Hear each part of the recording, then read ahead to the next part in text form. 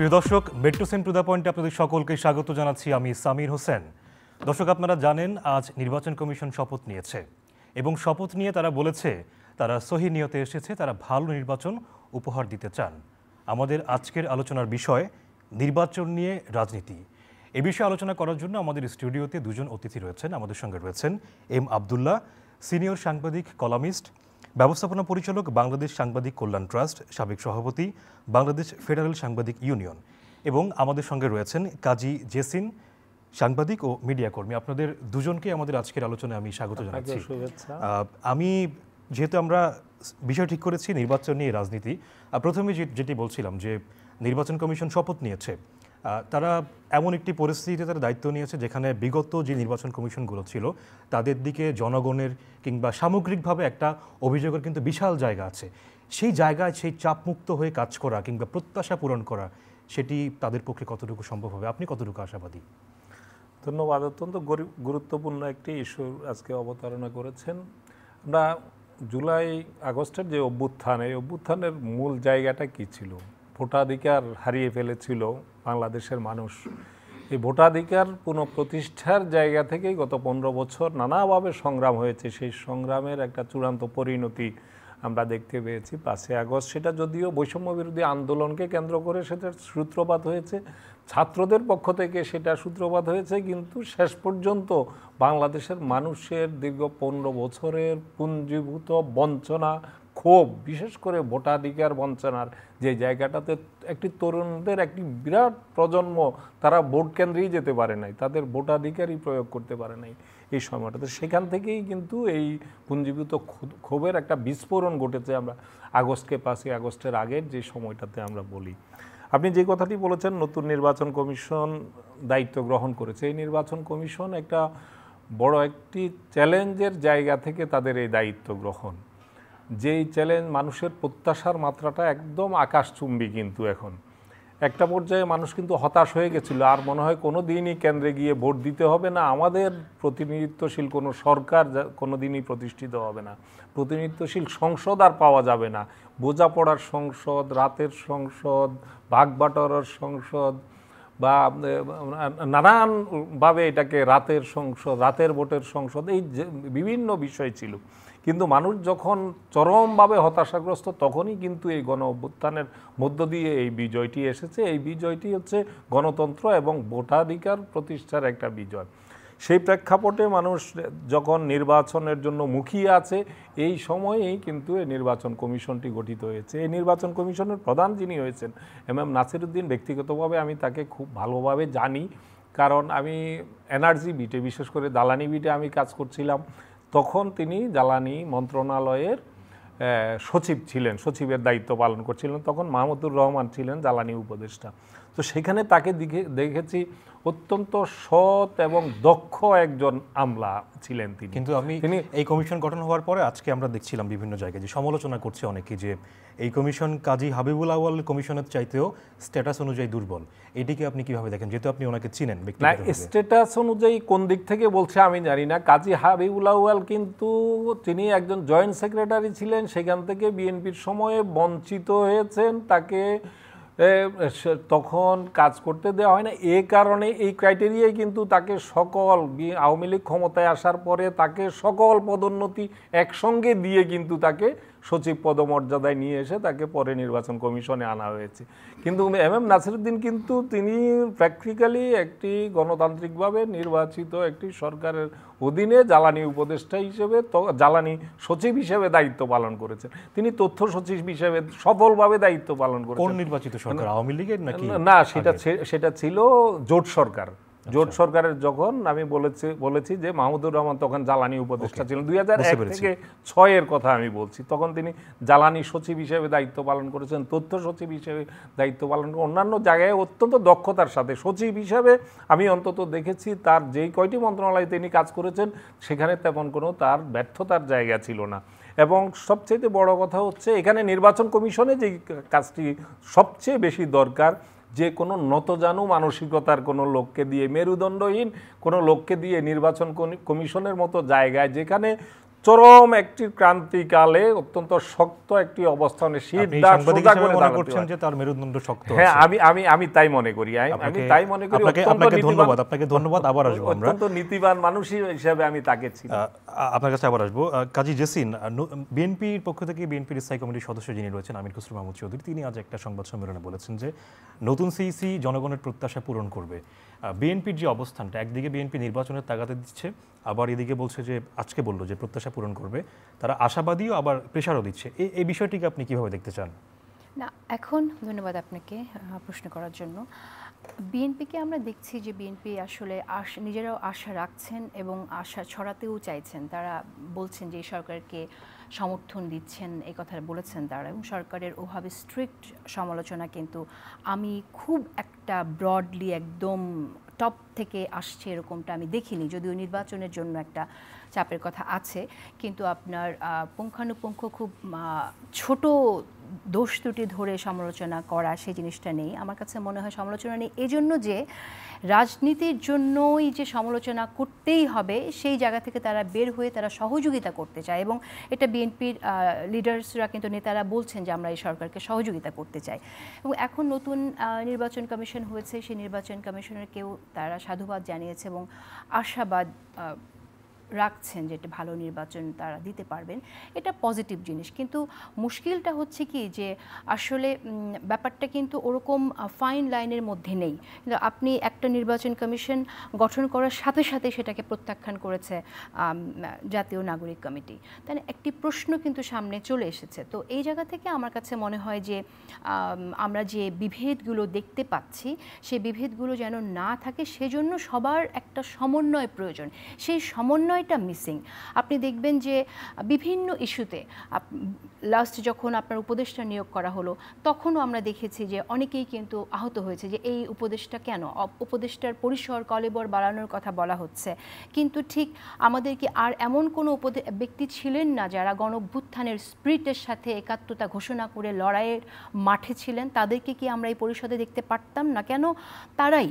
এই প্রশ্নগুলো কিন্তু এসেছে, বারবার এসেছে। তো সেই জায়গা থেকে তারা যে এখন কাজ করছে তাদের কাজ দেখে সন্দেহের জায়গাটা কোথায় তৈরি হচ্ছে, তারা কি করছে? না, আমি আপনি কাজটা তো অবশ্যই দেখবেন এবং সেটা আলটিমেটলি সেটা নিয়েও মানুষ বলতে পারবে, কিন্তু মানুষকে আশাহত করার তো কোনো দরকার ছিল না। কি জরুরি প্রয়োজন ছিল ব্যাপারটা? আমার প্রশ্নটা হচ্ছে যে ম্যান্ডেটরি ছিল কিনা। ওটা যদি ম্যান্ডেটরি হয় যে তাদেরকে ছাড়া হবেই না, তাহলে আমরা একটা আপনার এই গণঅভ্যুত্থানের চেতনার সাথে মানুষের যে আকাঙ্ক্ষা সেটাকে বাদ দিয়ে তারা করতেই পারে। সাথে বলছেন যে আমরা তো মানুষ, আমাদের ভুল হতেই পারে, সেটাও বলছেন। না, তা তো বটেই, মানুষ মাত্র ভুল হতে পারে, কিন্তু আমার প্রশ্নটা হচ্ছে যে এই সরকার যখন দাবি করবে আমরা গণঅভ্যুত্থানের এর কারণে আমরা একটা এই বিপ্লব আমরা বলছি না, কিন্তু গণঅভ্যুত্থানের চেতনার কারণে সরকারটা গঠিত হয়েছে। আপনার যখন বেস লাইন প্ল্যাটফর্ম আপনি দাঁড়িয়ে আছেন যখন গণঅভ্যুত্থানের উপরে, তখন গণঅভ্যুত্থানের মাঠে যে নাই তাকে নিয়ে আপনি দেশ চালাতে পারেন না। এটা হচ্ছে বটম লাইন। তো সেই জায়গা থেকে আপনার দূরত্বের সৃষ্টি হয়েছে। আমি মনে করি অনেকগুলো জায়গায় গ্যাপের সৃষ্টি হয়েছে। যারা কিনা আপনার মাঠে ছিলেন, গণঅভ্যুত্থানের সময় লড়াইয়ে ছিলেন, তাদের সাথে আলোচনা করা উচিত। বিএনপি ছায়া সরকার হিসেবে কাজ করতে চায়, এই সরকার বিএনপির সাথেও বসে আপনার এগিয়ে যাওয়া উচিত। নির্বাচন প্রসঙ্গে আপনি প্রশ্ন করেছেন যে নির্বাচন নিয়ে একটা ষড়যন্ত্র আছে কিনা, বা নির্বাচনের প্রশ্ন আসছে যে কেন আসছে প্রশ্নটা আসছে এই জন্যই যে আমরা বিভিন্ন সময় কিন্তু দেখছি সরকারকে একটা পরিস্থিতি মোকাবেলা করতে হচ্ছে যেটা অনাকাঙ্ক্ষিত এই পরিস্থিতি মোকাবেলা করার জন্য, হ্যাঁ সরকার করবে, অনাকাঙ্ক্ষিত পরিস্থিতি যে একেবারেই কখনোই ঘটবে না তা না, কিন্তু আমাদের গোয়েন্দা বিভাগ কী করে, গোয়েন্দা সংস্থা এখানে কী করে? আমরা দেখেছি যে আওয়ামী লীগের আপনার বিভিন্ন মুখোশে আওয়ামী লীগ বিভিন্নভাবে আপনার আসছে, তারা বিভিন্ন মঞ্চে আসছে। তো এগুলো তো আপনার রুখে দিতে হবে। এগুলো রুখে দেওয়ার জন্য তো সরকারের হাতে মেশিনটা, এটা তো আপনার সাধারণ মানুষের হাতে মেশিন নাই। যেমন আমি শেষ করছি সামির, যেমন আপনি দেখবেন যে নারায়ণগঞ্জে লালন মেলাটা আপনার এখানে ভণ্ডুর করে দেওয়া হলো, বাতিল করা হলো। কারা করলো? হেফাজত করলো। হেফাজতকে আসলে করেছে, লোকে বলছে এটা হেফাজত লীগ করেছে, কারণ সেখানে যে লিডার যারা এটাকে লিড দিয়েছে তাদের সাথে ওখানকার স্থানীয় নেতাদের খুবই ভালো সম্পর্ক ছিল। তো এই যে ব্যাপারগুলো ঘটছে, এটার মধ্যে দিয়ে কী হচ্ছে? এই সরকারের ভাবমূর্তি ক্ষুণ্ণ হচ্ছে। বিএনপি যে কথাটা বারবার বলে ষড়যন্ত্র হচ্ছে এবং নির্বাচনের চাপ দিচ্ছে তারা, এবং সেখানেও আপনি উড়িয়ে দিতে পারেন না কথাটা, কারণ ষড়যন্ত্রটা হলে পরে এই সরকার বিপদে পড়লে পরে পুরো দেশ বিপদে পড়বে। আপনাকে ধন্যবাদ। আমি একটু ইমাম আব্দুল্লাহ আপনার কাছে জানতে যেটি বলছিলেন কাজী জেসিন জি ষড়যন্ত্রের কথা, এখানে একটি বিষয় আসে যে বিএনপি নির্বাচন চাওয়ার ব্যাপারে বিএনপি বলছে বারবার, তারেক রহমান বলছিলেন যে সময় যত যাবে তত ষড়যন্ত্র বাড়বে। সেক্ষেত্রে ছাত্ররা বলতে চাচ্ছেন যে এখনই এত দ্রুত নির্বাচন না দিয়ে সংস্কারগুলো আগে হোক, তারপর হবে নির্বাচন। অন্যদিকে আওয়ামী লীগকে নির্বাচন আনার ব্যাপারেও একটা কথা কিন্তু আসছে, এবং বিএনপির পক্ষে আমরা একটি প্রতিবেদন দেখলাম যে বিএনপির পক্ষ থেকে বলা হচ্ছিল যে নতুন নেতৃত্বের আওয়ামী লীগ চায় বিএনপি। আর ছাত্ররা বলছে যদি আওয়ামী লীগকে নির্বাচনে আনা হয়, পুনর্বাসন করা হয়, তাহলে দ্বিতীয় অভ্যুত্থানের হুঁশিয়ারি তারা দিয়েছে। এটি নিয়ে কি বলতেছেন ছোট্ট করে যদি বলেন। অনেকগুলো প্রশ্ন করেছেন, ছোট্ট করে কিভাবে বলবো। আমি জেসিন আপার শেষ কথা দিয়ে আমি শুরু করতে চাই যে তিনি বলেছেন যে এই সরকার যদি বিপদে পড়ে গোটা জাতি, গোটা বাংলাদেশ বিপদে পড়ে। একদম তিনি সঠিক কথাটি বলেছেন। অন্য যে বিষয়গুলো সেটা কি সরকার বুঝছে না, বুঝতে পারছে না? সেটা বুঝতে পারছে বলেই সরকার কাজ করছে। আমি দেখছি যে সরকার চেষ্টা করছে। কেউ যদি মনে করেন যে সরকার চেষ্টা করছে না, আমি তার সাথে দ্বিমত পোষণ করতে চাই বিনয়ের সাথে। সরকার চেষ্টা করছে।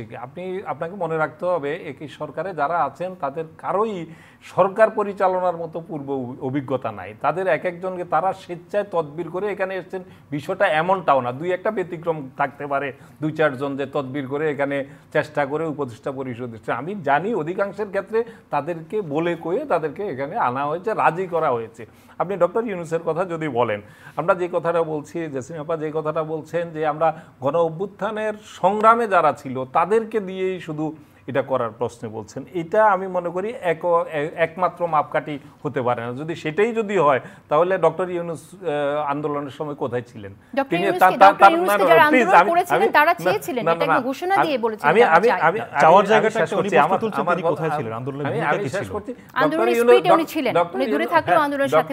আন্দোলনের সাথে সেই অর্থে বৈষম্য বিরোধী আন্দোলন তিনি কিন্তু অকপটে স্বীকার করেছেন। তিনি কিন্তু একদম বিজয়ের দ্বার প্রান্তে এসেও তার তেমন কিছু জানা ছিল না। তিনি বিদেশ সফরে ছিলেন, তাকে যখন ফোনে যোগাযোগ করা হলো তখন কিন্তু প্রথমবারের মতো তিনি জেনেছেন বাংলাদেশের এই পরিস্থিতি। সেই অবস্থায় কিন্তু তাকে যোগ্য বিবেচনা করেই তাকে সেখানে একমাত্র মাপকাঠি হয় নাই যে তিনি আন্দোলনের মাঠে ছিলেন কিনা। বর্তমান উপদেষ্টা পরিষদে এমন অনেকেই আছেন, তাদের ভূমিকার যদি আমরা মাপকাঠি তৈরি করি তাহলে সেই জায়গাটাতে হয়তো অনেক আলোচনা করা যাবে। বিষয়টা এরকম যে 1971 যুদ্ধের সময় যে প্রশ্নটি উঠে একটু বলতে চাই সামির, আমি বলতে চাই এখানে আন্দোলনের মাঠ বলতে আপনি যদি শুধুমাত্র জুলাইয়ের মাঠকে চিন্তা করেন তাহলে তো হবে না। জুলাইয়ে যে ছাত্র জনতা রাস্তায় নেমেছে সেটা ছাত্র জনতা রাস্তায় নেমে, যেটা আপনি শুরুতেই বললেন যে বৃহত্তর মাঠের কথা আমি বলেছি, বৃহত্তর মাঠের কথা বলেছি। সেক্ষেত্রে ডক্টর ইউনূসের জায়গাটি ছিল কি, তিনি বাংলাদেশকে পুরো বিশ্বের কাছে আলোকিত করেছেন। এটা নিঃসন্দেহে বাংলাদেশের জন্য একটা গর্বের জায়গা, এবং তার যে সারা বিশ্বব্যাপী তিনি নন্দিত, সারা বিশ্বে তার যে গ্রহণযোগ্যতা রয়েছে, এই সব মাপকাঠিতেই কিন্তু তাকে এখানে বিবেচনা করা হয়েছে। কারণ যখন কোনো সরকার প্রধানের দায়িত্ব দেওয়া হয়, কোনো মন্ত্রণালয়ের দায়িত্ব হয়, কোনো একটি মাপকাঠিতে কিন্তু এটা বিবেচনা করেন নানাবিধ বিষয়টি। আপনারা দুজনই সাংবাদিক, আপনি সাংবাদিক, আমি আপনাকে একটা প্রশ্ন করি যে সম্প্রতি নিউজ সম্পাদক যিনি রয়েছেন নুরুল কবির, তিনি এয়ারপোর্টে হয়রানির শিকার হয়েছেন, তাকে আটকানো হয়েছে, তার পাসপোর্ট রাখা হয়েছে। তো এবং যে তথ্যটি এখন এসেছে যে বিগত সরকারের সময় যে ব্লক লিস্ট ছিল সেই লিস্টের কারণে এখন তাকে আটকানো হয়েছে। আমি দুইজনের কাছে এই প্রশ্নটি করব, এখনো কিন্তু এই ধরনের আলোচনা হচ্ছে যে কারা আগে কি ভূমিকা রেখেছে সে অনুযায়ী সাংবাদিকদের এখনো ব্লক লিস্ট হচ্ছে। তো আসলে পরিবর্তনের জায়গাটা কোথায়? অত্যন্ত নিন্দনীয় একটা বিষয়। আমি কি বলবো একটু, আমি বলছিলাম যেটা যে অত্যন্ত নিন্দনীয় ঘটনা এটা, যে নিউজ সম্পাদক বাংলাদেশের দুরন্ত সাহসী সম্পাদকদের একজন। আমি একজন যদি না বলি তাহলে দুই তিনজনকে যদি বলি, সবচেয়ে সাহসী সম্পাদক, এই ফেসিবাদের বিরুদ্ধে লড়াই করে যাওয়া যে কজন সম্পাদক শির উঁচু করে সম্পাদকের দায়িত্ব পালন করছেন তার মধ্যে নুরুল কবির একজন। তিনি দেশের বাইরে যেতে, বাংলাদেশের বিমানবন্দর নিয়ে কিন্তু অভিযোগের কোনো অন্ত নাই। কিন্তু এখানে প্রত্যেকটা মানুষ এখানে মনে হয় যেন যারা ওখানে দায়িত্বে আছেন তারা মানুষকে হয়রানি করার জন্য, মানুষকে দুর্ভোগে ফেলার জন্য তাদের মোটা দাগে তাদের বোধহয় সেটাই দায়িত্ব। এখানে আপনি যে কথাটি, যে কজটি দেখানো হচ্ছে, আমি এটার সাথে সম্পূর্ণভাবে দ্বিমত পোষণ করি। তাহলে তারা কোন দেশে বাস করেন, কোন রাজ্যে বাস করেন, তাদের সেখানে যারা দায়িত্বশীল, তার প্রথমেই তো তাদের এই অযোগ্যতা, যে দেশে কাদের কাদের বিরুদ্ধে নিষেধাজ্ঞা, কাদের যাতায়াতের বিরুদ্ধে নিষেধাজ্ঞা। আমার তো মনে হয় না নুরুল কবিরকে এর আগেও যাওয়ার পথে এইভাবে বাধা দেওয়া হতো বলে আমার মনে হয় না। আমি বরং মনে করি যে সাম্প্রতিক সময়ে অভ্যুত্থানের পরে কিছুটা এসব ব্যাপারে দেশ থেকে কারা যাচ্ছে আসছে এটার ব্যাপারে মোটামুটি একটি কড়াকড়ি আরোপ করা হয়েছিল, যাতে ফেসিবাদের দোসররা নির্বিঘ্নে চলে যেতে না পারে। সেই জায়গাটাতে সেই জায়গা আপনি যদি শুধু নুরুল কবির কেন, আমি জানি, আমি একবারে সুনির্দিষ্টভাবে তথ্য দিয়ে আপনাকে বলতে চাই, সাম্প্রতিক সময়ে যত সাংবাদিক বাইরে যেতে চেয়েছেন তাদের প্রত্যেককে অন্ততপক্ষে 1.5 থেকে 2 ঘন্টা ইন্টারোগেশনের মুখে পড়তে হয়েছে। এখনো তো অনেক সাংবাদিকের কার্ড কেটে নেওয়া বা এই বিষয়গুলো ঘটছে, এগুলো আসলে কারা করছে? সরকার করছে না অন্য কেউ? না, কার্ড ওটা ভিন্ন ইস্যু। কার্ড যে বাতিল যেটা বলছেন সেটা সম্পূর্ণ ডিফারেন্ট ইস্যু, সেটাতে আমি আলোচনা করতে গেলে সময় দিতে হবে। এভাবে বললে শুধু টুকরো কথা বললে কিন্তু এটা তো অসংলগ্ন মনে হবে। কার্ডের বিষয়টা হচ্ছে যারা কার্ডকে এই কার্ডটা কিসে ব্যবহার হয়, সাংবাদিকদের এই কার্ডটা মূলত সচিবালয়ে ঢোকার সময় এই পাস হিসেবে ব্যবহার হয়। এই পাস ব্যবহার করে বিগত সময়ে 4,500 কার্ড আমি যতটুকু জানি ব্যবহার করা হয়েছে শুধুমাত্র সচিবালয়ে তদবির করার জন্য।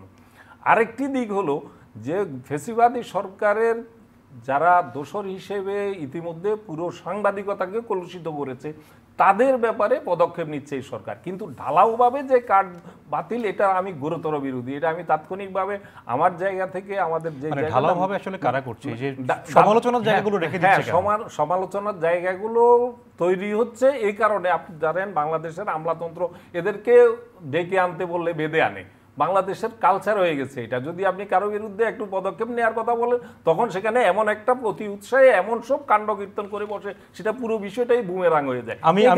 আমি একটু কাজী জসিমের কাছে যে আপনি বলছিলেন, মনে করি তাই আপনি বলছিলেন যে একটা কথা যে ডেকে আনতে বললে বেঁধে আনে। আমরা একটি ভিডিও সম্প্রতি দেখলাম যে বেগম খালেদা জিয়াকে যখন 2010 সালে তার বাড়ি থেকে বের করে দেওয়া হয় সেটির একটি ভিডিও বের হয়েছে। তাকে দরজা ভেঙে বের করা হয়েছে এবং বলা হচ্ছিল যে প্রয়োজনে তাকে তুলে নিয়ে আসতে। এটি নিয়ে আপনি কি বলতে চান? তখন কিন্তু বলা হয়েছিল এই অভিযোগগুলো মিথ্যা। এটা যে মিথ্যাচার তো আসলে বিগত সরকারের ফ্যাসিস্ট সরকারের সময় কিভাবে হয়েছে এটা আপনি দেখেছেন। মিথ্যাচার একদম শুরু থেকে হয়েছে। সাবেক প্রধানমন্ত্রী, এখন তো তার বিরুদ্ধে গণহত্যার অভিযোগ এসেছে। তিনি তো আপনার যেভাবে মিথ্যা নিজেই শুধু বলেন নাই, তিনি মানুষকে মৃত্যুর জন্য, যাকে হত্যার জন্য তিনি উস্কে দিয়েছেন তার কথা বিভিন্নভাবে। উনি নিজে একটি দেশের প্রধানমন্ত্রী ছিলেন, কিন্তু তিনি বলেছেন যে পানিতে পদ্মায় চুবানোর জন্য। আপনি জানেন বর্তমান প্রধান উপদেষ্টা সম্পর্কে তিনি এটা বলেছিলেন এবং অনেককে নিয়েই কিন্তু তার মন্তব্য ছিল। এমন ধরেন আমি আপনাকে বলি, যেমন ধর্ষণের ক্ষেত্রে উনি কী বলেছিলেন যে আপনার না ঠিক আছে ছাত্রদলের ছেলেপেলে ধর্ষণ করেছে। উনি কি বলেছেন মেয়েদেরও স্বাধীনতার সাথে চলতে হবে। তার মানে কি স্বাধীনতার সাথে না চললে সে ধর্ষণের শিকার হবে? ছাত্রদল না, ছাত্রলীগ যখন ধর্ষণ করলো, সেই যখন এটা নিয়ে আলোচনা হচ্ছিল, এটা তখন আপনার শেখ হাসিনা বলেছিলেন যে না, এটা অপরাধ করেছে, বিচার হবে, কিন্তু মেয়েদেরও স্বাধীনতার সাথে চলতে হবে। মেয়েদের অবশ্যই মেয়েরা স্বাধীনভাবেই চলবে, কিন্তু একটা মেয়ে কীভাবে, একজন নারী কোন কাপড়ে কীভাবে সে নিজেকে স্বাধীন মনে করবে সেটা তার নিজের বোধের ব্যাপার। তো উনি তো এই কথা বলতে পারেন না যে তাদেরও স্বাধীন থাকতে হবে। তার মানে কি একটা নারী স্বাধীনতার সাথে না চললে তাকে রেপ করা যায়? এটা তো আপনার একদম দলীয় প্রধান থেকে তিনি এভাবে অপরাধকে প্রমোট করে গেছেন বিভিন্ন সময় এবং তারই প্রেক্ষাপটে আপনার এ ধরনের ঘটনা ঘটেছে এবং তিনি এটা জনসম্মুখে অন ক্যামেরা উনি বলেছেন যে আমি চেয়েছিলাম বের করে দিতে। ক্যান্টনমেন্টের ওই ঘটনার কথা উল্লেখ করে তিনি বলেছেন যে আমি ক্ষমতায় আসলে বের করে দিয়েছি। উনি এই কথা বলছেন। তো উনি যা চেয়েছেন উনি তাই করেছেন। এমন অবস্থাটা হয়েছে যে এখন উনি জোর করে ক্ষমতায় বসে মানুষের ভোটের অধিকার চুরি করে, মানুষের বাকের অধিকার, কথা বলার অধিকার চুরি করে উনি নিজের ক্ষমতা দিয়ে উনি বের করে দিয়েছেন। আর এমন অবস্থা হয়েছে সে জনমানুষ জেগে ওঠে, জনমানুষের ক্ষমতা দিয়ে তাকে একটু শেষ করি আমি সামির। আপনি যেটা বলছিলেন যে সত্যটা বের হয়ে এসছে, এখন সত্যটা বের হয়ে এসছে, এটা কিন্তু আমরা 3 মাস পরে একটি রিপোর্টে দেখলাম। 3টা মাস পার হয়ে গেছে। একটু আগে আমি বললাম যে আমরা চাই যে গণঅভ্যুত্থানের স্পিরিটের সাথে যারা আছে তারা এই সরকারের সাথে থাকুক। আমাদের 3 মাস অপেক্ষা করতে হলো কেন? এবং এখনও পর্যন্ত আমরা কিন্তু জানি না যে এই ঘটনার সাথে কারা সম্পৃক্ত ছিল। আমরা তো দায়ীদের বিরুদ্ধে ব্যবস্থা গ্রহণ করুক সরকার, সেটা দেখতে চাই। আর একটা কথা আমি বলি, এখানে আপনি বলছিলেন যে নিউ এজের সম্পাদক নুরুল কবিরকে যে এভাবে হেনস্থা করা হয়েছে, বিমানবন্দরে, এটা মানুষ বুঝতে পারছে। আব্দুল্লাহ ভাই নিজেই বলেন যে বুঝতে পারছে, সরকারের লোকজন জানে কোথায় কি হচ্ছে, বুঝতে পারছে, এ প্রসঙ্গে বলেছেন। আমিও মনে করি যে তারা না বুঝে কেউ করছেন না। ওনাকে কে না চিনে? আপনি বলেন, একটা গৃহকর্মী থেকে শুরু করে প্রত্যেকটা মানুষ তো তাকে চিনে। তো ওনাকে দাঁড় করে রেখেছে, একজন মানুষ সে না বুঝে দাঁড় করে রেখেছে। 1 ঘন্টা একটা মানুষ 2 ঘন্টা দাঁড় করে রাখা হলো তাকে, তার মানে হচ্ছে শস্যের ভেতরে ভূত আছে। এবং দেখেন, এই ভূত যদি না দূর হয় তাহলে কিন্তু আলটিমেটলি গণমানুষের যে অধিকারের জন্য লড়াই হয়েছিল সেটার কিচ্ছু প্রতিষ্ঠা হবে না। আমি ছোট করে একটা প্রশ্ন করি, সেটি হচ্ছে আমরা নির্বাচন নিয়ে আলোচনা করছিলাম, নির্বাচন নিয়ে রাজনীতি আমাদের আজকের আলোচনার বিষয়। আওয়ামী লীগকে নির্বাচন আনার ব্যাপারে বিভিন্ন প্রশ্ন উঠছিল, কিন্তু আমরা দেখতে পাচ্ছি শেখ হাসিনার অতি সম্প্রতি একটি অডিও ভাইরাল হয়েছে, সেখানে তিনি বলছেন যে আবু সাইদের মৃত্যু নিয়ে তিনি প্রশ্ন তুলছেন। তাহলে তাদের নির্বাচনের আসার জায়গাটা কিভাবে তৈরি হবে? তাদের নির্বাচনের আশার তো আমি ব্যক্তিগতভাবে মনে করি যে একটি দল, যে দলের বিরুদ্ধে গণহত্যার অভিযোগ আমরা চোখের সামনে দেখেছি, ছাত্রদেরকে মেরে ফেলা হয়েছে এবং ছাত্রদেরকে একটা সময় মুক্তিযুদ্ধের সময় পাক হানাদার বাহিনী গিয়ে বাড়িতে বাড়িতে যুবক ছেলে আছে কিনা মুক্তিযুদ্ধে যেতে পারে এরকম মানুষকে খুঁজেছে। আর এবার দেখেছি আপনার শেখ হাসিনার পুলিশ বাড়িতে বাড়িতে গিয়ে, আলোচনা চলবে, যুক্ত থাকুন আমাদের ফেসবুক এবং ইউটিউবে। সো এবার দেখেছি আপনার বাড়িতে বাড়িতে গিয়ে শেখ হাসিনার পুলিশ খুঁজে ছাত্র আছে কিনা এই স্বাধীন দেশে, এটা তো ঘটেছে। এবং সেই দল আবার নির্বাচনে আসবে, এটা আমি মনে করি বিচারের আগে কোনোভাবেই সিদ্ধান্ত নেওয়া উচিত না। আগে বিচার হতে হবে তাদের, তারপর তাদেরকে 3 বারের জন্য অন্তত বাতিল করা হবে, তাদের নির্বাচনে অংশগ্রহণ করতে পারবে না, এন্ড দেন তারা করতে পারে। এটা আমি ব্যক্তিগতভাবে মনে করি। সেটা বিএনপি, শুনেন, বিএনপি এটা কেন চাচ্ছেন আমি জানি না। বিএনপির মতো একটা জনপ্রিয় দল, এই যে গণঅভ্যুত্থানের মধ্য দিয়ে মানুষের মধ্যে সংস্কারের যে চেতনা আছে, এই চেতনাকে যদি তারা, আমরা দেখছি যে 31 দফা দিয়েছে বিএনপি সংস্কারের কথা বলছে, তারা অনুধাবন কিন্তু আগে থেকেই করেছে, যেটা পরিবর্তন দরকার। কিন্তু এই অনুভূতিটা আমার মনে হয় পরিসর অনেক বেড়ে গেছে, অনেক গভীরে চলে গেছে মানুষের ভেতরে। এই আকাঙ্ক্ষাটা, পরিবর্তনের যে আকাঙ্ক্ষাটা, মানুষের এই লড়াইয়ের মধ্য দিয়ে মানুষ এখন যে নতুন দেশ, নতুন বাংলাদেশ পেতে চাইছে, এটা যদি বিএনপি সঠিকভাবে অনুধাবন করে, নিজেদের মধ্যে যদি গণতন্ত্রের চর্চাটা আনে এবং নতুন জেনারেশন জির সাথে যদি তারা কানেকশনটা করে, তাহলে দেখেন এই দল একটি মহাসমাবেশ ডাকলে লক্ষ লক্ষ মানুষ সমবেত হয়ে যায়। এবং সঠিকভাবে যদি তারা আন্তরিকভাবে যদি এই পরিবর্তনগুলো আনতে চায়, এই মেসেজটা যদি প্রত্যেকটা মানুষের কাছে পৌঁছে যায়, তখন দেশের প্রতিটা মানুষ বিনা শ্রমে, বিনা বেতনে তাদেরকে সার্ভ করবে আমি মনে করি। সুতরাং তাদের এই কোনোভাবেই, মানে আমি মনে করি যে চিন্তা, অনেকে বলে থাকেন যে বিএনপি আসলে ইলেকশন ইকুয়েশনের জন্য এটা ভাবছে, তো আমি মনে করি যে ওই ইলেকশন ইকুয়েশনের জন্য অন্য কিছু না ভেবে বরং নিজেদের আসলে মানুষের সাথে আরও কানেকশন বৃদ্ধিতে যত্নবান হওয়া উচিত, মনোযোগী হওয়া উচিত বিএনপির। ওকে, আমরা এম আব্দুল্লাহ আপনার কাছে আসতে চাই যে নির্বাচন নিয়ে বিএনপি যেটি বলছিল, যে আমি প্রশ্নটি করতে সেভাবে যে দ্রুত নির্বাচন না হলে আসলে মানে সমস্যাটা কোথায়? আমরা সংস্কারের ক্ষেত্রে যদি একটু মনোযোগী হয়, যেই বিষয়গুলো নিয়ে আসলে অনেক অভিযোগ, আমরা তো নির্বাচনটা একটু পরে হয়ে সংস্কারটা আগে হলে সমস্যার জায়গাটা কোথায়, যেটি বিএনপি বলছে? সে জায়গায় আসার আগে আমি আপনার আগের প্রশ্ন নিয়ে একটু কথা বলতে চাই। পৃথিবীর কোথায় কোন স্বৈর শাসক, কোন ফেসিবাদী শাসক পতনের পরে আবার এত অল্প সময়ের মধ্যে ফিরে আসার সুযোগ দেওয়া হয়েছে? পৃথিবীর কোথাও আছে? সেটা নাই। আপনি যদি হিটলারের সেই ইতিহাস দেখেন, যত পৃথিবী জুড়ে যতগুলো গণ অভ্যুত্থান হয়েছে এবং গণ অভ্যুত্থানের মধ্য দিয়ে কোনো ফেসিস্ট শাসকের যদি পতন হয়, তারা স্মরণকালে ফিরে এসেছে রাজনীতিতে। কিন্তু সেখানে নির্বাচনী রাজনীতি তো অনেক রাজনৈতিক দলগুলোই চাচ্ছে, ন্যূনতম রাজনীতি তো, নির্বাচনী রাজনীতি তো দূরে থাক, ন্যূনতম রাজনীতিতেও ফিরে আসার ইতিহাস নাই। কিন্তু রাজনৈতিক দলগুলো কেন চাচ্ছে, এটার উত্তর বিএনপি নেতৃত্ব দিতে পারবেন। কিন্তু আমি যেটা মনে করি, বিএনপি একটি গণতান্ত্রিক দল হিসেবে তারা হতো যেটা আজকে ব্যাখ্যা করেছে, এর আগে এই কথাটি তারা বলে নাই, আজকে বলেছে যে নতুন নেতৃত্বের মধ্য দিয়ে আওয়ামী লীগকে তারা দেখতে চায়। তারা হয়তো যে বিষয়টাকে মাথায় নিচ্ছে, তাদের বিষয়টা গণতান্ত্রিক চেতনা থেকে বলছেন। তারা বলছেন যে যদি শেখ হাসিনা যেভাবে বিরোধী মতকে, বিরোধী দলকে স্পেস দেয় নাই, আমরা যদি সেভাবে না দিই তাহলে এটার পরিণাম তো এই দৃষ্টিভঙ্গি থেকে দেখছেন। কিন্তু শেখ হাসিনা কিংবা আওয়ামী লীগের সেই অনুশোচনার জায়গাটা কি আছে, তৈরি হয়েছে কথাবার্তা মনে হয়? হচ্ছে ভ্যালিড পয়েন্ট। আপনি কখন তাকে স্পেস দিবেন? তার যদি যে এই যে গণহত্যা থেকে শুরু করে 15 বছরের লুটের রাজ্য, গোটা দেশটাকে লুটের রাজ্যে পরিণত করেছে। প্রত্যেকটি হাতের যে চিত্র উঠে আসছে, প্রত্যেকদিন সংবাদপত্রে যা আসছে, এটা কিন্তু একেবারে প্রকৃত অবস্থার খুবই যৎকিঞ্চিত। সেখানে যেভাবে লুটপাট, অর্থ পাচার, ব্যাংকগুলো লুট করে ফতুর করে দেয়া থেকে শুরু করে জ্বালানি খাত থেকে কিভাবে লক্ষ কোটি টাকা লুটপাট করা হয়েছে, এই চিত্রগুলো যখন সামনে আসে আর এগুলো যখন তারা স্বীকার না করে বরং নতুন নতুন করে ষড়যন্ত্রের পথে হাঁটার চেষ্টা করে এবং যেসব কথোপকথন আমরা দেখতে পাচ্ছি যে তার মধ্যে ন্যূনতম কোনো অনুশোচনা কিন্তু দেখা যাচ্ছে না। যদি অনুশোচনা দেখা যেত, যদি ক্ষমা চাইতেন যে আমি ভুল করেছি এজন্য আমাকে ক্ষমা দেয়, তাহলেও তো মানুষ একটা বিবেচনার জায়গা তৈরি হতো। কিন্তু সেটা যেখানে নাই সেখানে তাদেরকে নির্বাচনী স্পেস দেওয়া, রাজনীতিতে স্পেস দেওয়া আমার মনে হয় যে গণতন্ত্রের জন্য শুভ হবে না। ব্যক্তিগতভাবে আমি, আপনি, কাজী জেসিন তাদের জন্য এটা হয়তো বড় কোনো বিষয় না, কিন্তু যদি আপনি সামগ্রিকভাবে দেশের স্বার্থের কথা চিন্তা করেন, গণতন্ত্রের কথা ভাবেন, তাহলে এর চাইতে গত 15 বছরে কি করেছে যদি কোনোভাবে ফিরতে পারে তার চাইতেও শতগুণ বেশি নিষ্ঠুরতা চালাবে এই বাংলাদেশে, এবং সেই পরিকল্পনাই করছে। সেটা আমরা দেখতে পাচ্ছি বাইরে বসে বসে কি করছে। কখনো এই যে অটোরিকশার শ্রমিকের বেশে, কখনো আনসার বেশে, কখনো অন্যান্য নার্সের বেশে, নানানভাবে গোটা দেশটাকে অস্থিতিশীল করে, এই সরকারকে অস্থিতিশীল করে ফেরার যে ফন্দি ফিকির করছে, আমি মনে করি না এটা সফল হবে। বাংলাদেশের মানুষ এটা খুব ভালো করে জানতে পারছে যে 15 বছরের শাসনে দেশটাকে কোথায় নিয়ে গেছে এবং আবার সেই সুযোগ দেবে বলে আমি ব্যক্তিগতভাবে আমি বিশ্বাস করতে পারছি না। কাজী জেসিন, সংবিধান সংস্কার কিংবা নির্বাচন মানে একটি সমর্থক শব্দের মতো হয়ে গেছে। আজকে প্রধান নির্বাচন কমিশনার বলেছেন যদি সংবিধান ঠিক না হয় তাহলে তাদের যাত্রা এলোমেলো হয়ে যাবে। তিনি বলেছেন প্রয়োজনীয় যে সংস্কারগুলো আছে সেটির পাশাপাশি নির্বাচন আয়োজন ধীরে ধীরে এগোবে।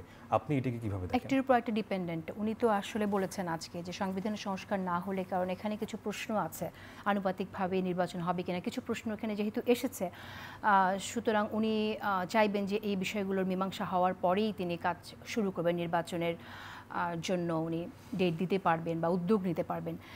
সেই জায়গা থেকে সংস্কার আমরা আসলে আশা করি যে একটা সংস্কারের যে গতিটা আছে সেটা আসলে একটু স্পিডি হয়ে যদি প্রস্তাবগুলো আসে তাহলে হয়তো আমি মনে করি যে বিভেদটা আছে সেটা আসলে কমে আসবে। আমরা তো দেখতে চাই যে এই ফ্যাসিস্টকে 15 বছর যে ফ্যাসিস্ট আমাদেরকে নানানভাবে নিপীড়ন করে গেছে, সেই ফ্যাসিস্টের বিরুদ্ধে যারা একসাথে লড়াই করেছে সবাইকে আমরা একসাথে দেখতে চাই। আর এটা না হলে আপনার এই ছোটো ছোটো বিষয়গুলো নিয়ে, যেমন ধরেন এখন কথা হচ্ছে নির্বাচন নিয়ে কথা হচ্ছে, আমরা চাই না যে নির্বাচন নিয়ে দূরত্ব হয়ে যাক, কারণ এই দলগুলো তো সবাই মিলে একসাথে ফ্যাসিস্টের বিরুদ্ধে লড়াই করেছে। কিন্তু রাজনৈতিক দলগুলো সেটা বুঝতে পারছে কিনা, যারা সরকার আছে তারা, সেখানে সরকারের উদ্যোগ নেওয়ার যথেষ্ট স্কোপ আছে। আমরা সরকারকে এখানে প্রোঅ্যাক্টিভলি কাজ করতে হবে, সবার সাথে কথা বলার মধ্য দিয়ে, সমন্বয়ের মধ্যে তারা আসলে কি চিন্তা করছে। তাদের কিন্তু বিএনপিতে কিন্তু খুব বেশি কিছু চায় না, তারা একটা রোড ম্যাপই চাইছে। সেই রোড ম্যাপটা কীরকম, বিচ্ছিন্নভাবে এক একজন এক এক জায়গায় এক এক মন্তব্য করলে তখন কনফিউশন তৈরি হয়। সেই রোড ম্যাপটা জানিয়ে দিলে আমার মনে হয় যে ব্যাপারটা অনেকটা ভালো হবে আর কি, পরিচ্ছন্ন হবে।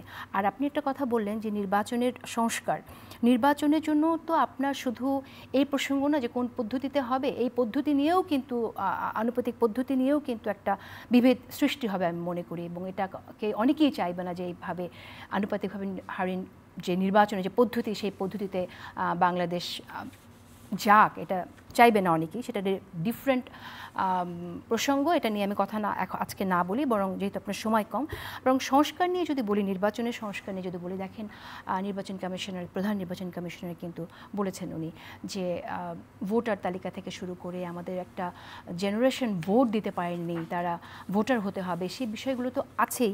পাশাপাশি আপনি দেখেন ভোটটা করবে কারা, শস্যের মধ্যে ভূত আছে কিনা সেটা বুঝতে হবে। যারা ভোট করবে, আপনি প্রশাসনে 5টা লেয়ারে আপনার আওয়ামী লীগের দলীয় লোকজনকে দেওয়া আছে, তাদের হাত দিয়েই ভোটটা কিন্তু হবে। সেটা কি আসলে আদৌ সম্ভব হবে, কেমন হবে? এবং এরকম একটা পরিস্থিতিতে যখন আপনার আওয়ামী লীগের নিয়োগ দেওয়া লোকজনের উপর নির্ভর করে আপনার একটা নির্বাচন অনুষ্ঠিত হবে, এবং সেই আওয়ামী লীগকে আবার আপনারা ইনভাইট করছেন ইলেকশনে আসার জন্য, তাদের হাতে তো লক্ষ লক্ষ কোটি কোটি টাকা, তারা তো আমরা আপনি দেখেছেন $100 কোটি তাদের কাছে আছে, এরকম ইনফরমেশন আমরা দেখলাম। তো তারা তো আগে আপনি জানেন যে নির্বাচনের ক্ষেত্রে একটি তথ্য এসেছে শেখ পরিবারের সহায়তায় টাকা পাচার হয়েছে বিদেশে। টাকা পাচার হয়েছে, এটা আপনি জানেন? হ্যাঁ, এই পাচারের তথ্য আমরা দেখছি, ভ্যালিড ইনফরমেশন, সেগুলো আমরা দেখছি কিভাবে টাকা পাচার হয়েছে।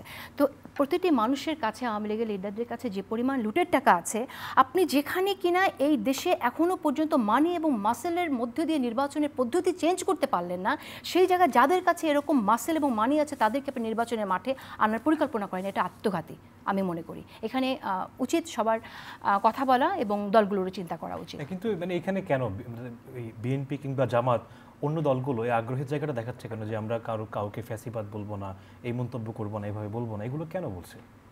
এটা আমার মনে হয় যে এখন একটা বিষয় হয়ে যাচ্ছে যে আপনার প্রান্তিকে যারা আছে অথবা যারা আপনার সাধারণ নেতাকর্মী আছে তাদেরকে হয়তো ভেড়াতে চায়, যারা আপনার কোনো ছোট দল, সেটা একটা হতে পারে।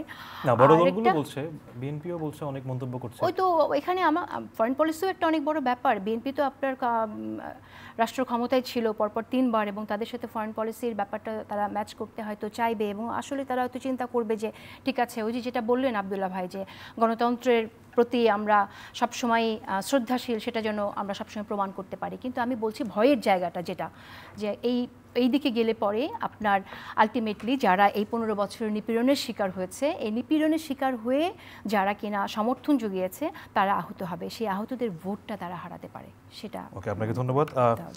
জনাব ইমাম আব্দুল্লাহ, আপনার কাছে জানতে চাই যে একটি তথ্য এসেছে যে বিগত 3টি নির্বাচনে যে সরকারি কর্মকর্তারা বিভিন্ন জেলা উপজেলা পর্যায়ে, বিভাগীয় পর্যায়ে সরকারকে সহযোগিতা করেছে ক্ষমতা টিকিয়ে রাখতে এবং ত্রুটিপূর্ণ নির্বাচন করতে, তাদের তালিকা করছে অন্তর্বর্তীকালীন সরকার, এবং তাদেরকে পদোন্নতির ক্ষেত্রে তারা বাধা দিবে, এবং বিচারের ব্যাপারেও কিন্তু প্রশ্ন আসছে। এটি নিয়ে আপনি কি বলতে চান? এটি কতটুকু কার্যকর হবে? এই সংবাদ যদি সত্য হয়ে থাকে, আমি মনে করি এটা ওই সরকারের সবচেয়ে মানে ভালো সিদ্ধান্তগুলোর একটি হবে। কারণ আপনি যে কথাটি আপা বলছিলেন যে 5টি টায়ার আমরা জানি যে আরও বেশি স্তরে এমনভাবে সাজিয়ে গেছে, এবং ভিন্ন মতের সকল অফিসারদেরকে কিন্তু একেবারে সেনাবাহিনী থেকে শুরু করে বিভিন্ন বাহিনী, জনপ্রশাসন, পুলিশ প্রশাসন, সব জায়গা থেকে কিন্তু একদম জেটিয়ে বিদায় করে দেওয়া হয়েছে ভিন্ন মতের। একেবারে ব্লাড টেস্ট করে আমি দেখেছি যে গোয়েন্দা প্রত্যেকটা চাকরির ক্ষেত্রে, প্রত্যেকটা নিয়োগের ক্ষেত্রে যে অমুক পরীক্ষা দিয়েছে তার শ্বশুরপক্ষে কী করে, শ্বশুরপক্ষে 14 গোষ্ঠী দেখা হয়েছে যে কোনো ভিন্ন মতের কেউ আছে কিনা, ওই পিতার পক্ষের 14 পুরুষ দেখা হয়েছে যে কিছু আছে কিনা। তো এইভাবে করে কিন্তু প্রশাসনটা সাজানোর ফলেই কিন্তু দুর্বিনীত হয়ে উঠেছিল। ভেবেছিল যে এইভাবে এমনভাবে সাজিয়েছি যে কেউ যদি আমাদেরকে ফেলে দিতে চায়ও তাতে কোনো লাভ হবে না, এবং যদি ফেলে দেও তাও চালাইতে পারবে না। মানে অবস্থানটা অনেকটা এরকম চলে গিয়েছিল। আমরা এটা আপনিও শুনে থাকতে পারেন, আপনারা শুনে থাকতে পারেন যে আমরা এরকমও শুনেছি যে এখন আর সেনাবাহিনীর প্রয়োজন হবে না অভ্যুত্থান ঠেকাতে, এখন পুলিশ বাহিনী এগুলার জন্য যথেষ্ট, এবং পুলিশের বড় বড় কর্মকর্তারা সেভাবেই শেখ হাসিনাকে আশ্বস্ত করেছেন যে আপনি নিশ্চিন্ত থাকবেন, এখন আর ওই উত্তর পাড়া, ওই পাড়া, সেই পাড়া লাগবে না, আমরাই আপনার যে কোনো ধরনের আপনার পাশে থাকলে আপনাকে কোনো দিনই আপনাকে আমৃত্যু আপনি ক্ষমতায় থাকবেন, এই জাতীয় বিষয়গুলো করে গেছে। এই যে সেট আপটা তৈরি করে গেছে, এখন এখানে আপনি চাইলে কতটুকু করতে পারবেন, এটা কিন্তু এরকম না যে ভোজবাজির মতো সব কিছু চেঞ্জ করে রাষ্ট্রটা তো চালাতে হবে।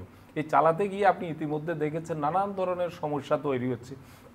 আপনি যদি এর আগে যে আলোচনা রয়েছে এয়ারপোর্টে যে অফিসাররা এই আচরণটা করেছে, এরা যে ফ্যাসিস্ট সরকারের পারপাস সার্ভ করার জন্য এক ধরনের স্যাবোটাজ করে নাই, এটা নুরুল কবিরের মতো একজন লোককে, এটা নিয়ে এখন সবার মধ্যে এক ধরনের পুরো মিডিয়া জগতে একটা ক্ষোভের সঞ্চার, এই উদ্দেশ্যেই যে করে না আপনি কীভাবে নিশ্চিত হচ্ছেন? এভাবে কিন্তু সমস্ত সর্বস্তরে যারা এখনও পর্যন্ত সেট আপ আছে, এটা বেশিরভাগই ফ্যাসিবাদী সরকারের, শেখ হাসিনার সরকারের অনুগতরা এখনও পর্যন্ত 80+ পজিশানে কিন্তু এখনো পর্যন্ত তারাই আছে। বাকিগুলোতে যতটুকু চেষ্টা করা হয়েছে, এগুলো এখন এই বাকিদের যদি সহযোগিতা না পায় তাদের পক্ষে সেখানে সঠিকভাবে কাজ করা সম্ভব নয়। এ ধরনের একটি প্রশাসনকে যদি সত্যিকার অর্থে নিরপেক্ষ জায়গায় না নেওয়া যায়, তাহলে নাসিরউদ্দিন বলেন আর আপনাকে বলি আর উনাকে বলি, যাকেই সিইসির আসনে বসানো হোক না কেন, কারো পক্ষে কোনো একক ব্যক্তি বা 5 জনের একটা কমিশনই আপনার এই নির্বাচনটা একটা সুষ্ঠু নির্বাচন করে দিবে, এটা যদি ভাবি তাহলে এটা বাস্তবসম্মত না। কারণ নির্বাচনটা একটা রাষ্ট্রযন্ত্রটা, পুরা রাষ্ট্রযন্ত্রটা এই নির্বাচন কমিশনের সাথে কাজ করতে হয়।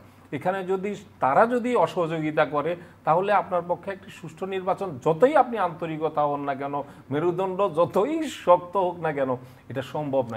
এই জন্য একটি কথা সামনে এসছে যে স্থানীয় সরকার নির্বাচনটা জাতীয় নির্বাচনের আগে করার একটা বিষয় সামনে এসছে, এটি কতটুকু কার্যকর হতে পারে? এটার সাথে আমি একমত। এই স্থানীয় সরকার নির্বাচনগুলোর মধ্য দিয়ে একটা আমাদের প্র্যাকটিসটা, আমরা কতটুকু এই প্রশাসন দিয়ে কতটুকু মানে শুদ্ধ নির্বাচন করতে পারবো, সুষ্ঠু নির্বাচন করতে পারবো, এটার একটা আপনার এটা দিয়ে একটা ট্রায়াল হয়ে যেতে পারে। এই ট্রায়াল হয়ে গিয়ে এখানকার যে দুর্বল দিকগুলো আছে সেগুলোর ব্যাপারে রিপেয়ার করে তারপরে এগুলো পরে এই স্থানীয় সরকার নির্বাচনটা আগে হওয়া উচিত।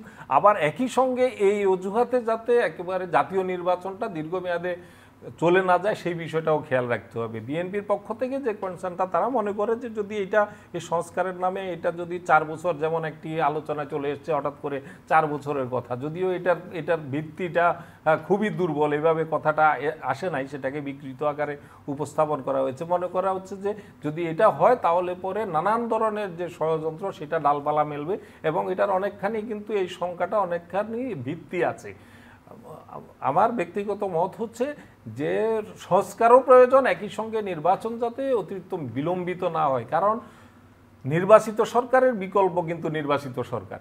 এ ধরনের সরকার, যে সরকারটি আছে, তারা তো অকপটে স্বীকার করেছেন।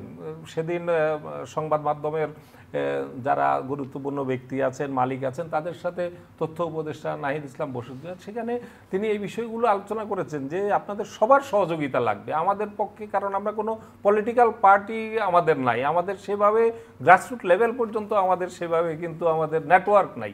আমরা যে এই রাষ্ট্রটা যদি সুষ্ঠুভাবে চালাইতে হয়, আপনাদের গণমাধ্যম আছে, রাজনৈতিক দলগুলো আছে, এই অভ্যুত্থানের তো শুধুমাত্র এটার যে ফলাফল শুধুমাত্র কতিপয় যারা এতে নেতৃত্ব দিয়েছেন ছাত্র, তারাও এর সুফল ভোগ করছে না, এর সুফল ভোগ করছে দেশের জনগণ, রাজনৈতিক দলগুলো এবং সবাই। আপনি গণমাধ্যম কর্মী হিসেবে আপনার আজকে যেভাবে মানে আপনি এই টকশো পরিচালনা করতে পারছেন, আপনি কি এখন থেকে 4 মাস আগে সেটা পেরেছেন? আপনার এখানে কি এসে গোয়েন্দা সংস্থার লোক বসেছিল না আপনি কাকে এখানে গেস্ট করবেন কাকে করবেন না, সেটা কি এখন আছে? তো এটা আপনিও তো এইভাবে কথা বলতে পারতেন। হ্যাঁ, আমিও কথা বলতে পারতাম না, আসতেও পারতাম, আমাকে ডাকতেও পারতেন না, আপনি ডাকতে চাইলেও ডাকতে পারতাম না, নিষেধাজ্ঞা ছিল আমাদের উপর। আমরা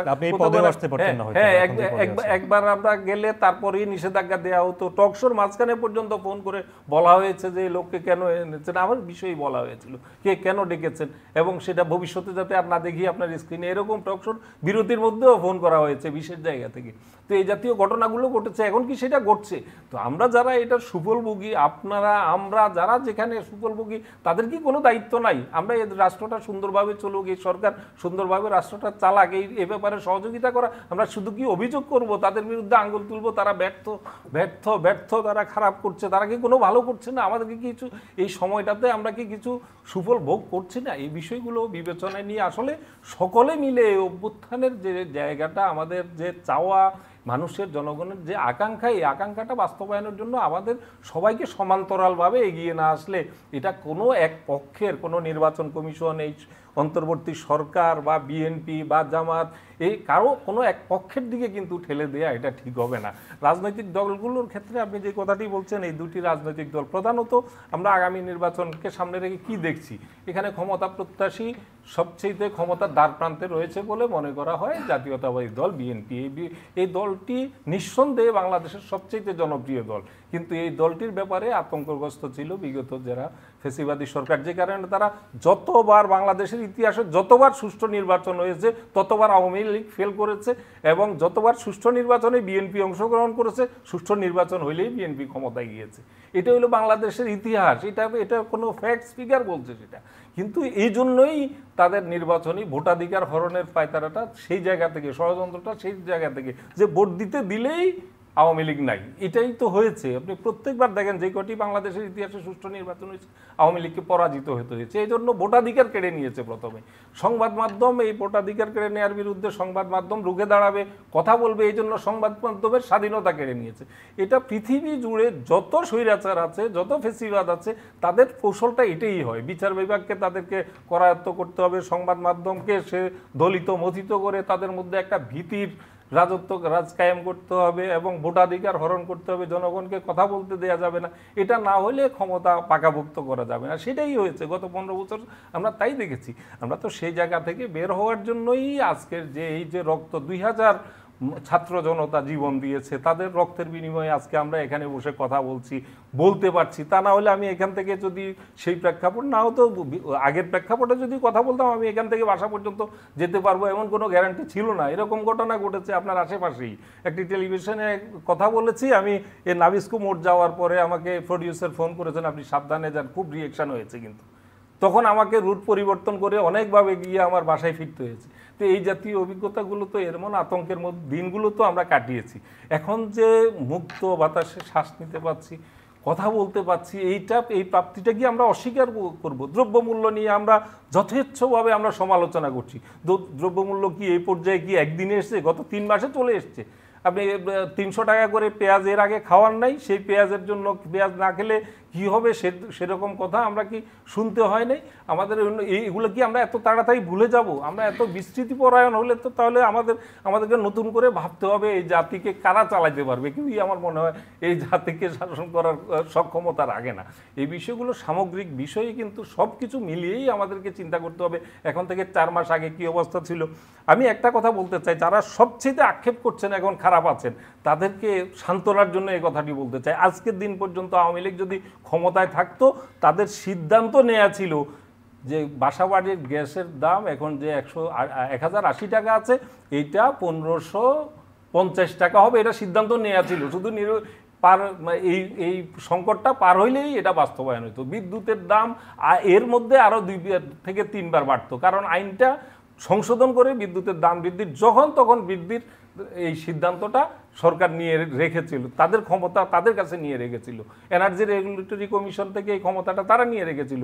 যখন খুশি তখন এটা বাড়াতে হবে এবং বাড়াতে এবং স্ল্যাবটা চেঞ্জ করে আপনি আপনার বাসার বিদ্যুতের যদি এখন থেকে 5 মাস আগে 7 মাস আগের বিদ্যুৎ বিল দেখেন আর এই যে সরকারের পতনের আগের মুহূর্তের অবস্থা দেখবেন যে বিরাট চেঞ্জ। আমরা আপনার কথা বুঝতে পেরেছি।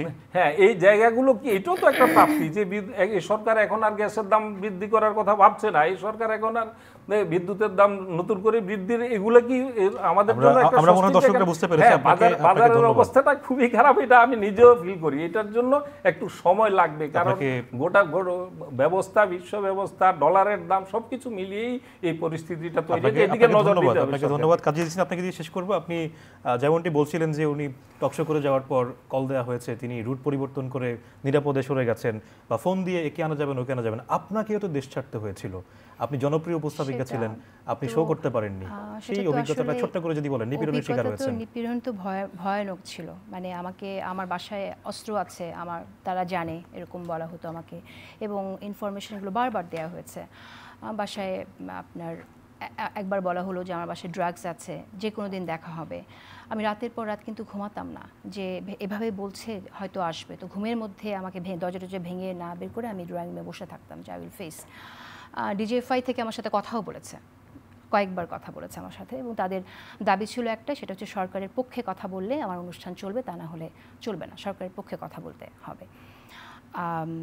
এভাবে মানে তারা বারবার ইনিয়ে বলেছে আমি যা বলছি তাতে সরকারের ক্ষতি হচ্ছে, এটা যেন আমি না করি, ইত্যাদি ইত্যাদি। তারপর তারা খুব হার্ড লাইনে যায়, এভাবে আমাকে থ্রেট দেওয়া হয়। আমার হাজবেন্ডকে পর্যন্ত ভয় দেখানো হয়েছে, বাসায় কাফনের কাপড় পাঠানো হয়। তার কারণ হচ্ছে যে আমার প্রোগ্রামে, অনুষ্ঠানে আপনি যদি মনে থাকে তাহলে আপনি জানবেন যে আমি চেয়েছি সবসময় সব ভিন্ন মতের যারা আছেন বিভিন্ন প্রসঙ্গে তাদের অংশগ্রহণ থাকুক, এবং আমি আসলে ক্রিটিক্যাল অ্যানালাইসিস করতে চাইতাম, চেষ্টা করেছি যে প্রত্যেকটা বিষয় নিয়ে, যে সরকার যেসব উদ্যোগ নিচ্ছে, বিভিন্ন চুক্তি করছে বিভিন্ন দেশের সাথে, বা দেশের ভেতরেও যেসব চুক্তি করা হচ্ছে, আপনি জানেন না, সব কিছুই জানেন, তো বলতে গেলে দীর্ঘ সময় লাগবে।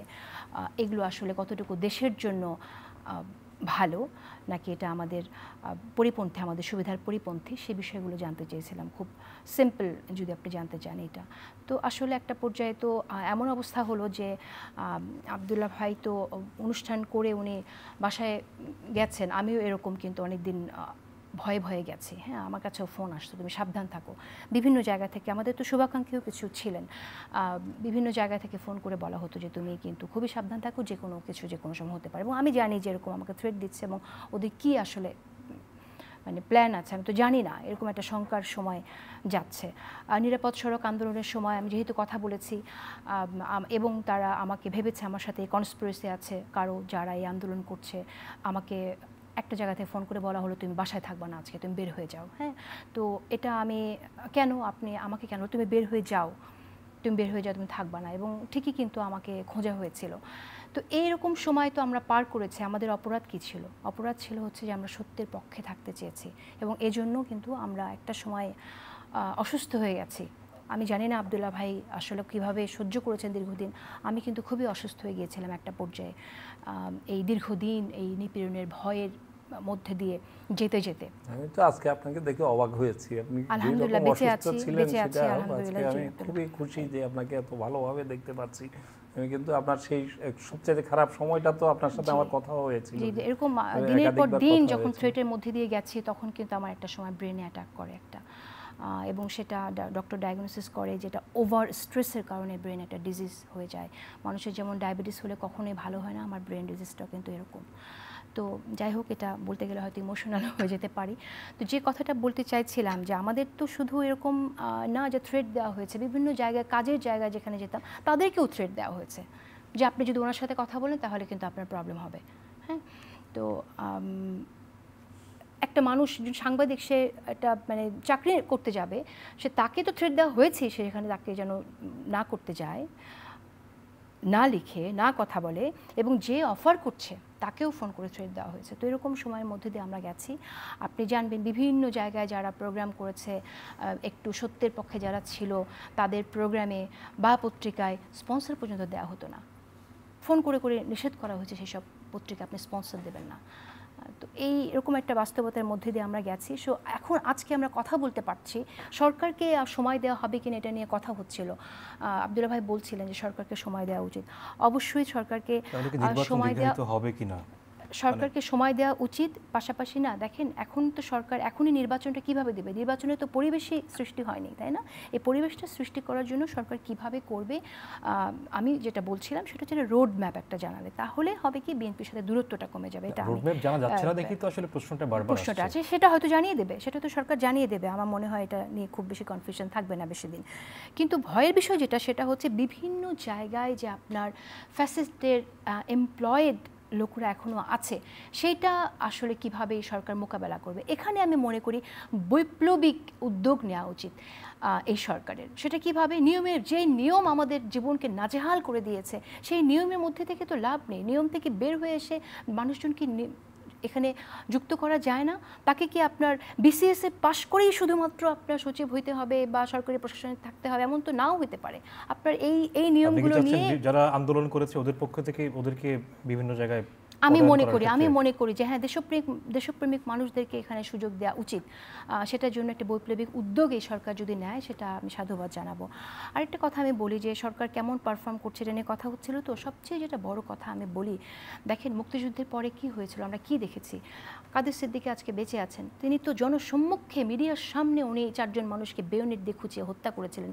এটা ওয়ার্ল্ড নিউজ হয়েছিল, তাই না? তো এবং সেখানে শেখ মুজিব বলেছিলেন 4 জন কেন, কাদের, তুমি 400 জনকে মারলেও আমি একটি কথা বলবো না। এটা মুক্তিযুদ্ধ পরবর্তী সময় হয়েছিল। তো আমাদের এখানে যে গণঅভ্যুত্থানটা হয়েছে, এখানেও তো আমাদের চোখের সামনে এতগুলো মানুষ মেরে ফেলা হয়েছে। এরপরে যে আপনার সরকার ক্ষমতায় আসলো, এতদিনের মানুষের জমে থাকা ক্ষোভ, রাগ, দুঃখ, আমাদের এখানে যে কোনো রকম ওরকম হত্যাকাণ্ড ঘটেনি, এটা তো আমাদের সবচেয়ে বড় পাওয়া। এবং এটা তো আওয়ামী লীগের তো একটা সময় বলেছিল যে আপনার আওয়ামী লীগের লোকজনই তো বলেছিল যে 5 লাখ লোককে একদিনে মেরে ফেলবে আমরা ক্ষমতায় না থাকলে। আমি আপনার কথা থেকে একটা প্রশ্ন করছি, সেটি ছোট্ট করে উত্তর দিবেন। সেটি হচ্ছে, আপনি বলছিলেন যে যারা আন্দোলন করেছে, জীবন দিয়েছে, তাদের পক্ষ থেকে সচিবালয় কিংবা বিভিন্ন জায়গায় তাদেরকে পদায়ন করার ক্ষেত্রে তাহলে আমাদের আন্দোলনটাই তো হয়েছিল আসলে বৈষম্য বিরোধী ছাত্র আন্দোলন। সেক্ষেত্রে তাহলে তো আবার আমরা বৈষম্য করছি। যারা ভালো কিরকম করে বৈষম্য? এখন যারা ভালো করে পড়াশোনা করেছে বা করবে তারা তো তাহলে বিসিএস দিয়ে সেই অর্থে তাদের সংখ্যাটা কমে যাবে। না, এটা আমি বলছি না যে যারা নতুন করে যুক্ত হবে তাদেরকে জয়েন করানো যাবে না। আমি তো একটার বদলে একটা বলছি না। আমি বলছি যে যুক্ত করার জন্য সেটা আপনি একদম এলিমেন্টারি জায়গাতেই যুক্ত করবেন নাকি কোথায় যুক্ত করবেন সেটা একটা আলোচনার বিষয়। কিন্তু আমি বলছি যে বৈপ্লবিক সিদ্ধান্ত সরকার নিতে পারে, সেটা হয়তো যারা বিশেষজ্ঞ আছে তাদের সাথে বসে তারা প্ল্যান করতে পারে। আপনাকে অসংখ্য ধন্যবাদ কাজী আপনাকেও জেসিন এবং ধন্যবাদ, সামির। ইমাম আব্দুল্লাহ, আপনাকে অসংখ্য ধন্যবাদ আমাদের আজকের আলোচনা অংশগ্রহণ করার জন্য। দর্শক, আমাদের অতিথিরা দীর্ঘ আলোচনা করেছেন, তারা নির্বাচন নিয়ে কথা বলেছেন এবং আওয়ামী লীগের নির্বাচন করা ফিরে আসা নিয়ে কথা বলেছেন। তারা যেহেতু সাংবাদিক দুজনই, তারা কিন্তু গণমাধ্যমে তারা কি কি বিষয়গুলো ফেস করেছেন, নিপীড়নের শিকার হয়েছেন, সেই বিষয়গুলো তারা তুলে ধরেছেন। দর্শক, মেট্রো সেম টু দ্য পয়েন্টের আজকের আলোচনায় আমাদের সঙ্গে থাকার জন্য আপনাদের সকলকে আন্তরিক ধন্যবাদ।